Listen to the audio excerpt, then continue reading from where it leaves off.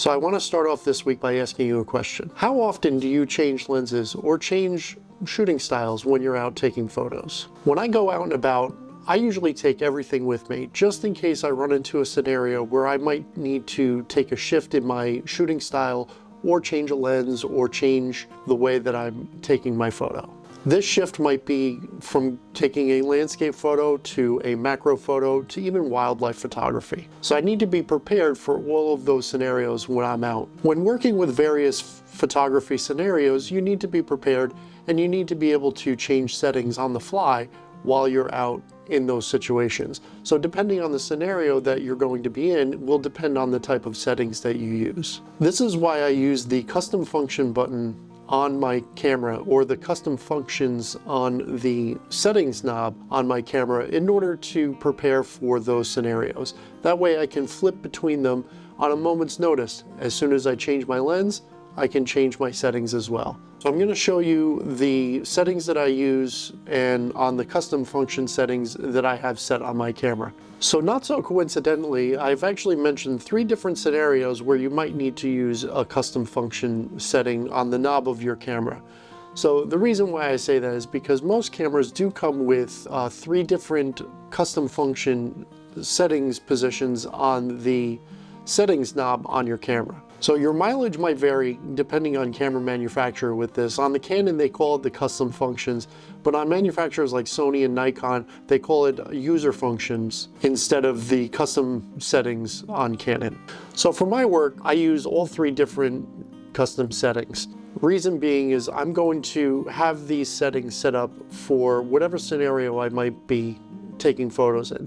The first one in custom setting 3 is going to be my everyday. That's what I start with, that's what I want it to default to, that's what I want to generally use when I'm going out and about with the camera.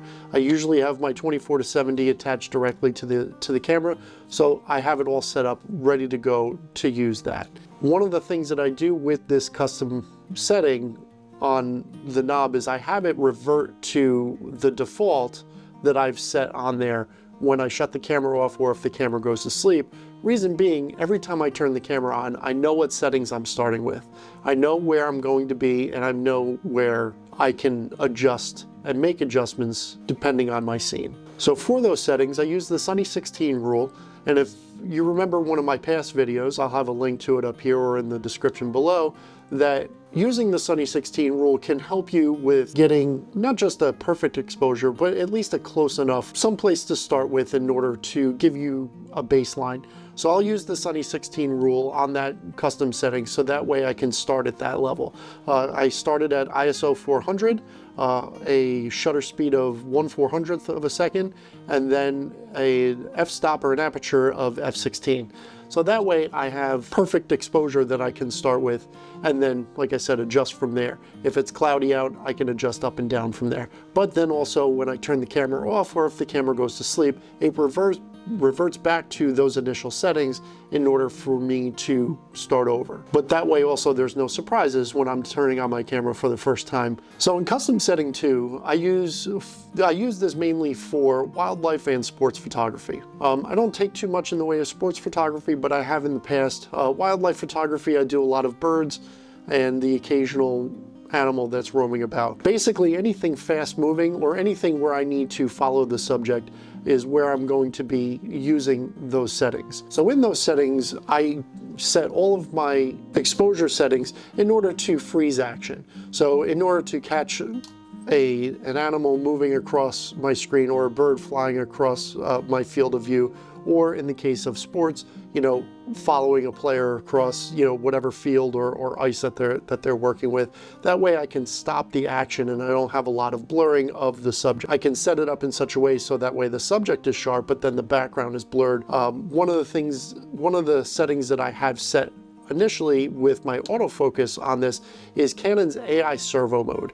Canon likes to be different. They call it AI servo. Anybody who is a non-Canon user will know this as autofocus continuous.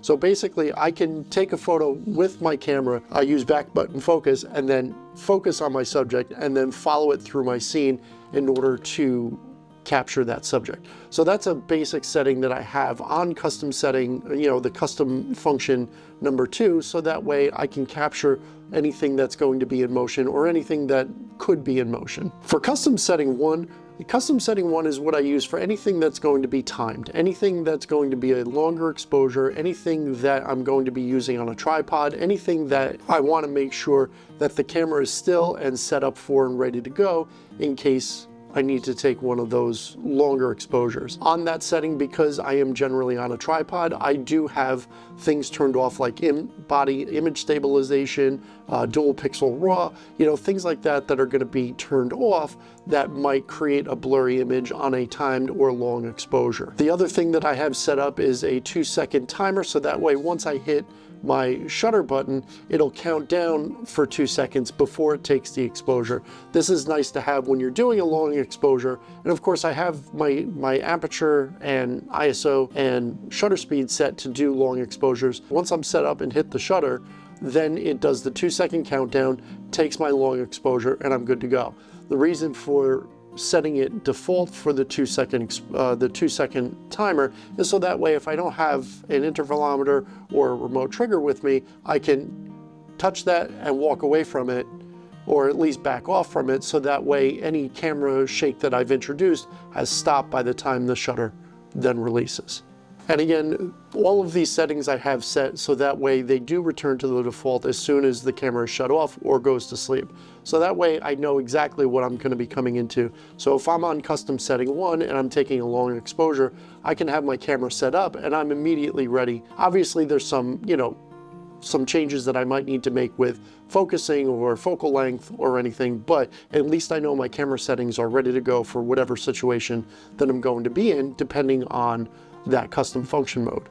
The last thing that I normally do is I leave obviously the other modes alone, but I'll switch to manual mode if I have a situation where my custom functions don't necessarily match the situation that I'm in. One thing about the manual mode on my camera is it tends to be the wild, wild west. So it's usually whatever settings that I've left behind from before, usually go into that and find all sorts of things set up, because if I'm experimenting or playing around with different things where I might be taking notes or doing other calculations in the process, if the camera goes to sleep, I don't want my settings to revert. So I'll do some of my experimentation and setup with manual mode, so that way I can get settings kind of locked in for anything that I might be planning down in the future. So there'll be times like right now, I'll fire this up right now and I'll tell you what the settings are set for. So right now I have this set for an ISO of L, which is 50, an ISO of 50 on this camera. The aperture is set for an f8, and the timer is set for 3 seconds. Obviously, this was what was set last time while I was using it, but then if I wanted to revert to something else, I can then change it to my custom function to use whatever scenario that I'm taking photos in and use the settings from that custom function.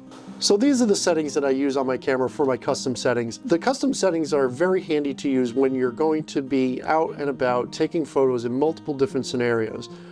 I do a lot of hiking, so if I'm going to be out and about, I can very quickly switch between a time shot looking at a waterfall to a landscape shot when I'm on top of a hill looking at a view or anything, to a wildlife shot when I'm walking along the trail and see something interesting. So that way I have all of my settings set, so as quickly as I can change my lens, I can change my settings and then be ready to go. Because especially when it comes to things like wildlife or very rapidly changing light, you need to have everything set and ready to go for you as quickly as possible. So change your lens, change to your custom setting, and you're off and running. So thank you very much for joining me on this video. I really do appreciate you watching.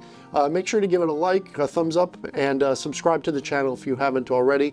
Like I said, I do appreciate everybody coming along with me on this journey. Make sure to try out your custom settings. Let me know in the comments below what settings that you are using or what custom functions you're using in your custom function knob. So thank you very much. I really do appreciate it, and I'll see you again next week. Take care.